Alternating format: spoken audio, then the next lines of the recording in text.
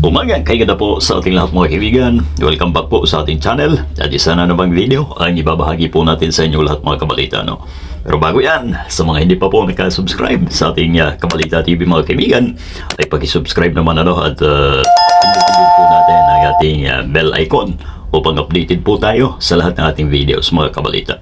Isang AVR ang dinala po sa atin at ayon po sa may-ari ay pawala-wala po ang output voltage ng naturang AVR mga kaibigan. Ito ay mahalaga. Ito yung kadalasan na ginagamit po natin pagka hindi po stable ang ating mga kuryente mga kaibigan.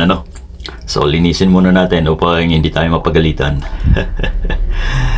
Pagka ganon na mga senaryo mga kaibigan, first and foremost mga kabalita ay check po natin kung may lost connection ang ating AVR Since ito po ay pag may load, nag-iinit po yan mga kaibigan at di naman maiwasan na yan ay lose mga kabalita. Ang dami pong relay niyan, so yan po ang kadalasan na nakukuha po natin mga kaibigan. So this time ay muli ibabahagi po natin sa inyo lahat mga kaibigan ang ating makukuha ditong problema sa mayroon ito sa inyong mga tahanan. Sa madalas o doon sa hinagupit pa lang po ng bagyo syempre ay kuryente po natin ay hindi stable pa, so kailangan po ng ganitong klase ng mga unit. Ayan nakita po natin agad mga kaibigan ang problema. Ayan umawang po ang isang pin ng relay mga kaibigan. Isang dahilan po yan upang intermittent ang ating power lalo pa pag may load mga kaibigan, at pwede pong maging dahilan ng pagkakaroon ng sunog dahil pag yan ay may load, mag-spark po yan mga kaibigan, mga kabalita alright, so kailangan po pagka ganyan po ang status ng ating AVR ay pacheck na po natin agad mga kaibigan. O kaya naman kung medyo may basic po tayo ay pwede naman po natin bungkalin yan at i-check ang mga loose connection mga kabalita. Alright, so yan po may jumper na po siya mga kaibigan So here we go sa ating solusyon mga kaibigan. Tanggalin po muna natin ang kanyang relay upang malinis po natin ang mga pins since yan ay nagkaroon na po ng mga carbon dahil sa spark. Ayan po ang dapat pong gawin mga kaibigan.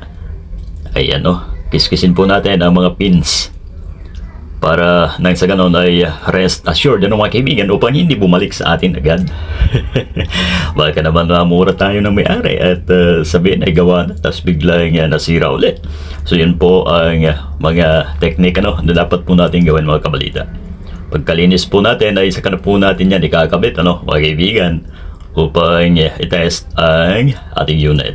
Alright, kadalasan po yan sa mga may relay unlike po dun sa servo mga kaibigan na yun ay halos dalawa, isang relay lang ang gamit mga kaibigan pero dito ay kadalasan puro relay mga kabalita.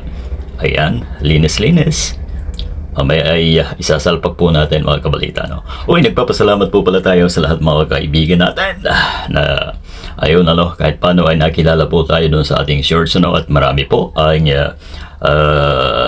nainganyo na mag-subscribe mga kaibigan. Mas maigi po pala yung nakikita minsan ang ating pagmumukha sa camera mga kabalita. Since alam nyo naman kung ano ang dati nating content nagsimula po tayo sa electronics mga kabalita and then sinubukan po natin mag-charity ayun sa mga dati kong subscriber siguro po ay kaya hindi po sila nagla-like dahil nakikilala ko po sila. Wala namang problema yun mga kaibigan. Alright, at tayo ay nagpapasalamat pa rin po sa mga dati na subscriber po natin mga kaibigan mula doon sa Kalinga thank you so much po sa inyo lahat. Pakipanood naman ng ating mga videos. Malaking support na po yun sa ating channel ayan, hindi talaga tayo para doon siguro mga kaibigan. May wika nga po natin ay may kanya-kanya po tayong linya. Ayun. So dito muna tayo. Baka sakali ano. Basta andyan lang po kayo mga kaibigan. So yan ano, nihinang na po natin ang relay. Daming chat-chat. Upang matest na natin ang ating ginagawa ito mga kaibigan. Ano? Dito sa ating video ay nakita niyo po kung ano lamang po ay ginawa po natin. Nilinis ang pins ng ating relay mga kaibigan. Since yun po ay nagkaroon ng lost contact. Ano? At syempre sa pag-spark ay nagka-carbonize po yan mga kaibigan. Ano?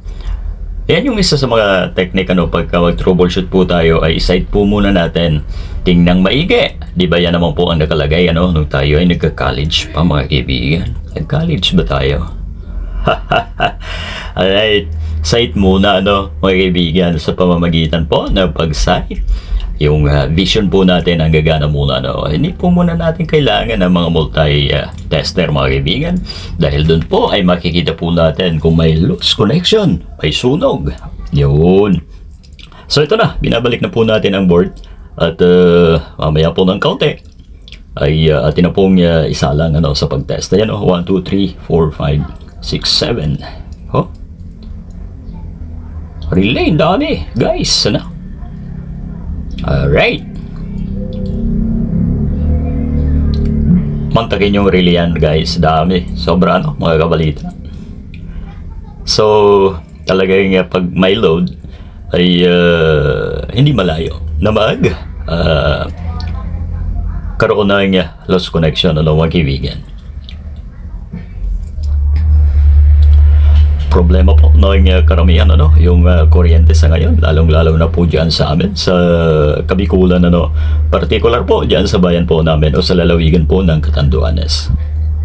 So pag nag-resume ano ang power, kailangan po natin ito mga kaibigan since yan ay nasa pag-adjust pa po mga kaibigan ano. Saglit lang at check natin itong isa pa ano. Ayan.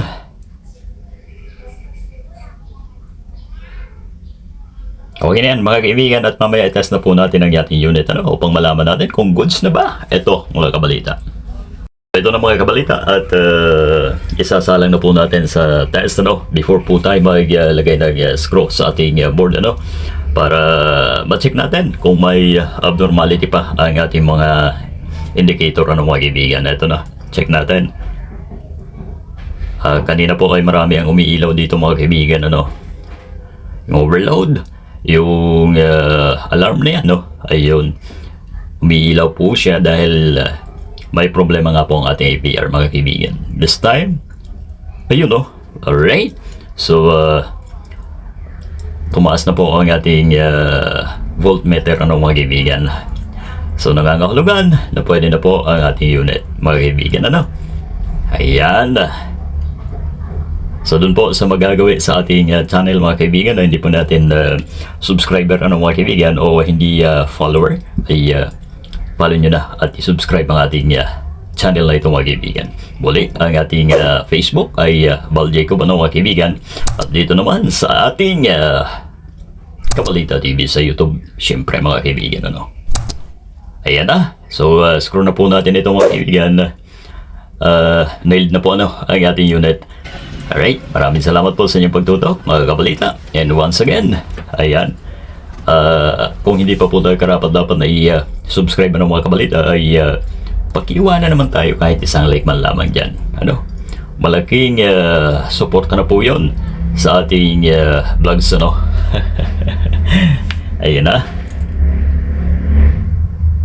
And final touch mga kaibigan. Here we go.